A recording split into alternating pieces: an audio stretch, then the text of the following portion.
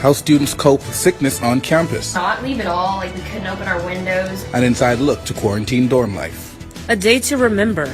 October the 12th, 2020. How Fayetteville recognizes a dark past. And how one immigrant found success in an unusual career. UATV starts now.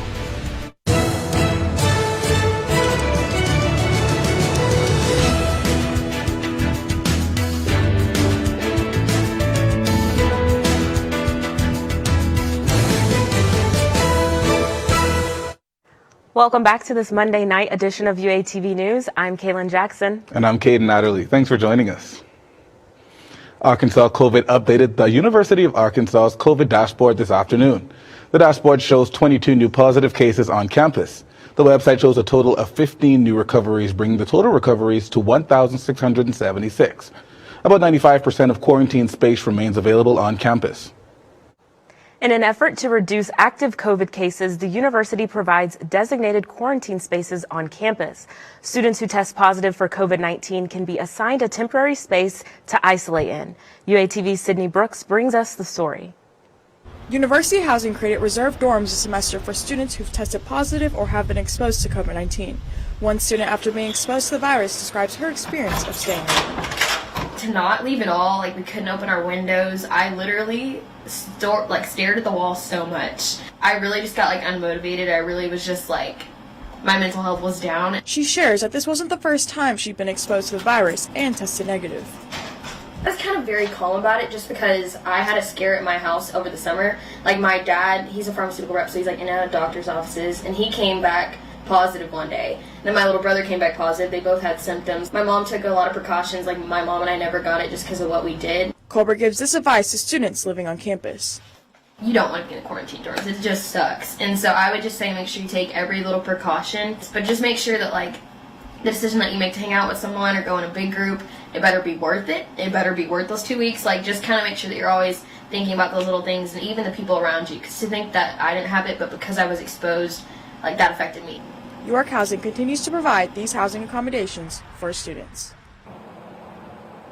Quarantine spaces on campus can contact University Housing.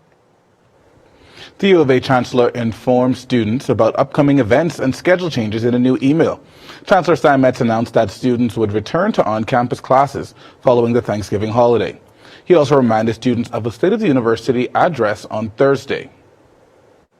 Northwest Arkansas COVID-19 numbers updated this evening. ArkansasCovid.com charted 62 new cases in Washington County and 36 in Benton County. This makes the total active cases in Washington County 580, with 360 in Benton. The total numbers sit at 940 cases between the two counties. And as the holiday season nears, Arkansas Department of Health officials released guidelines for safe Halloween celebrations. The ADH recommends consideration of substituting lower-risk activities, limitations on number of house visits, and the use of CDC-approved masks while trick-or-treating. One University of Arkansas department ensures local voters head into the polls informed. The UA Division of Agriculture provides a voter guide with information on each ballot issue in the 2020 election. The guide can be found on the website and breaks down each topic in an easy-to-read format. Arkansans can begin casting their vote 15 days before Election Day. Early voting begins Monday, October 19th. And voters can cast their votes from 8 to 6 Monday through Friday and 10 to 4 on Saturdays. Early voting takes place in the Quorum Courtroom of the Washington County Courthouse. This month, voters can drop off absentee ballots every Saturday at the local courthouse. The Washington County Courthouse currently accepts absentee ballots Saturday mornings from 8 until 4:30. Courthouse employees also offer curbside service from 10 to 4. Voters need to bring an ID and ballots must be returned by November 2nd. The Commission on Presidential Debates decided to cancel the second debate scheduled for this Wednesday. The commission changed the debate format to virtual rather than in person.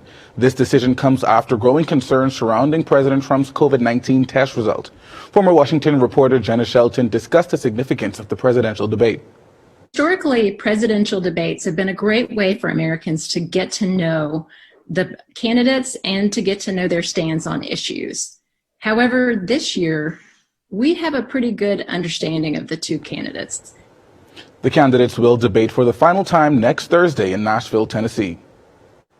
National Hispanic Heritage Month celebrates the culture of more than 60 million Hispanic Americans. One local immigrant in our area proves that they can excel in any challenge that faces her way. UATV's Fletcher Cowden joins us live with the story. Thanks, Kaylin. This past week, I traveled down to the University of Arkansas Fort Smith and joined their Lion Company ROTC for land nav training. There at Fort Chaffee, I met Sandra Perez, an immigrant from Mexico, where I learned her story.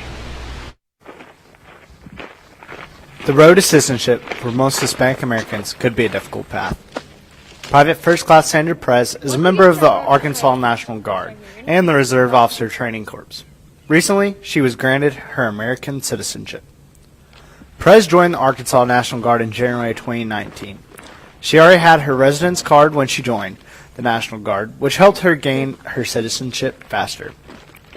But Perez says her main interest in joining the Guard did not come from wanting to be a citizen. I first became interested because I was in ROTC. I found passion in wearing the uniform. Soon after, I knew that I wanted to enlist. Since returning home from basic training in AIT, Perez did follow that goal and is now on track to commissioning as an Army officer after she graduates.